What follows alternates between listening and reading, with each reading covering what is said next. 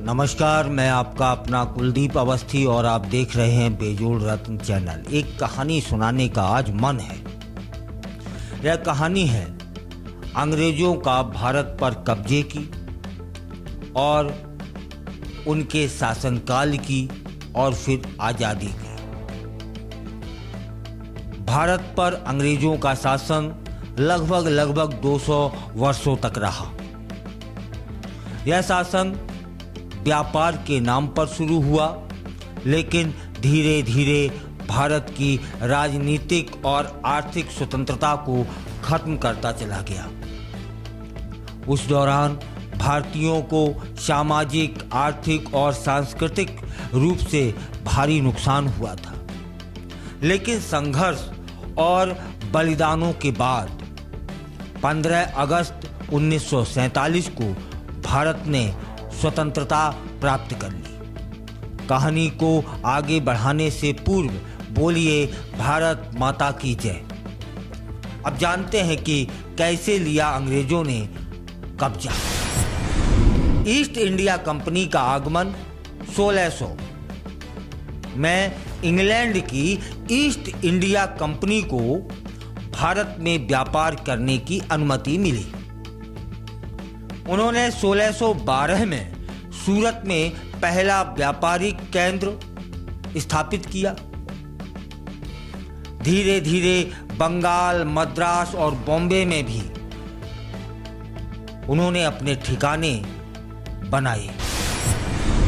प्लासी और बक्सर की जो लड़ाई थी ना, वह 1757 से 1764 के बीच हुई थी। 1757 में प्लासी की लड़ाई नवाब सिराजुद्दीन दौला और अंग्रेजों के बीच हुई। मीर जाफर की गद्दारी के कारण अंग्रेज जीत गए और बंगाल पर कब्जा कर लिया। 1764 में अंग्रेजों ने बंगाल और अवध और मुगल सम्राट आलम द्वितीय की संयुक्त सेना को हटा दिया। इसके बाद ईस्ट इंडिया कंपनी को बंगाल, बिहार और ओडिशा का दीवानी अधिकार भी मिल गया। धीरे धीरे भारत पर नियंत्रण करता चला गया। 19वीं शताब्दी तक अंग्रेजों ने पूरे भारत पर कब्जा कर लिया। उन्होंने भारतीय राज्यों को आपस में लड़वाया और फूट डालो राज करो की नीति अपनाई। डॉक्ट्रिन ऑफ लैप्स नीति के तहत उन्होंने कई रियासतों को हड़प लिया। अंग्रेजों के शासन से भारत को कितना नुकसान हुआ समझ सकते हैं कि आर्थिक लूट और गरीबी। अंग्रेजों ने भारत की संपत्ति को लूटकर ब्रिटेन भेजी। भारतीय उद्योग, विशेष रूप से कपड़ा उद्योग, नष्ट हो गया। भारी कर जबरन वसूली से किसान बुरी तरीके से प्रभावित हुए और लाखों लोगों की भुखमरी के कारण मृत्यु हो गई। सामाजिक और सांस्कृतिक विनाश हुआ। भारतीय समाज में जातीय और धार्मिक आधार पर फूट डाली गई। भारतीय शिक्षा प्रणाली को कमजोर कर दिया गया और अंग्रेजी शिक्षा थोप दी गई। भारतीय कारीगरों और व्यापारियों का जीवन संकट में आ गया था उस समय। अंग्रेजों की नीतियों के कारण भारत में कई भयंकर अकाल पड़े, जिसमें लाखों लोग मारे गए। बंगाल का अकाल 1943 सबसे भयानक था, जिसमें करीब 30 लाख लोग भूख से मरे थे। भारतीयों को जबरन अंग्रेजों की सेना में भर्ती किया गया और उन्हें कई युद्धों में इस्तेमाल किया गया था।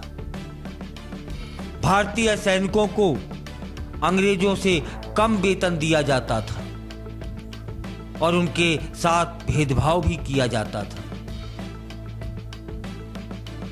तब फिर 1857 का प्रथम स्वतंत्रता संग्राम, भारतीय सैनिकों में असंतोष बढ़ा और 1857 में मंगल पांडे के नेतृत्व में विद्रोह शुरू हो गया।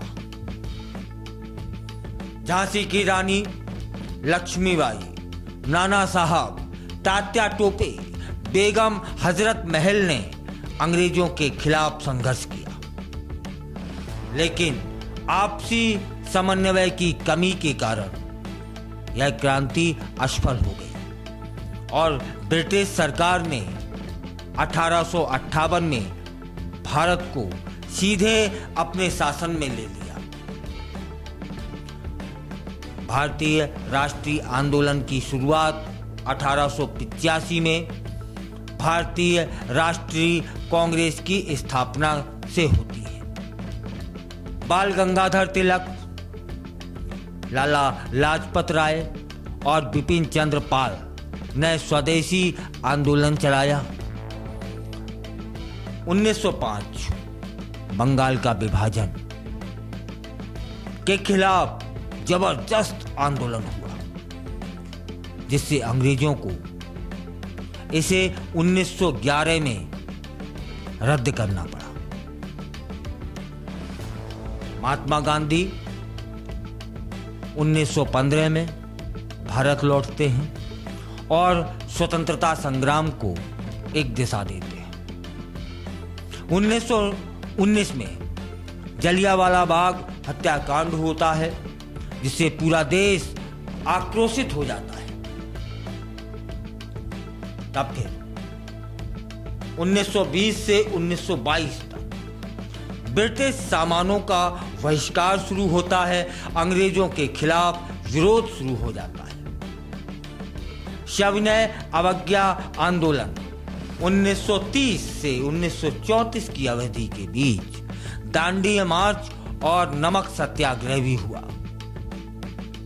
तब फिर 1942 में भारत छोड़ो आंदोलन की शुरुआत होती है और नारा दिया जाता है, अंग्रेजों भारत छोड़ो।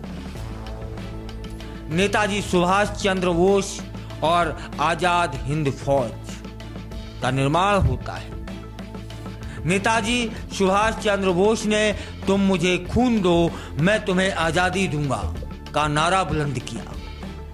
उन्होंने आजाद हिंद फौज बनाई और अंग्रेजों के खिलाफ लड़ाई शुरू कर दी। द्वितीय विश्व युद्ध और आजादी की राह बड़ी कठिन थी। द्वितीय विश्व युद्ध 1939 से 45 के बीच हुआ। उस दौरान ब्रिटिश सरकार कमजोर हो गई। भारतीयों ने आजादी की मांग उसी समय तेज कर दी और 1946 में नेवल विद्रोह हुआ, जिससे ब्रिटिश सरकार घबरा गई, कपकपा गई।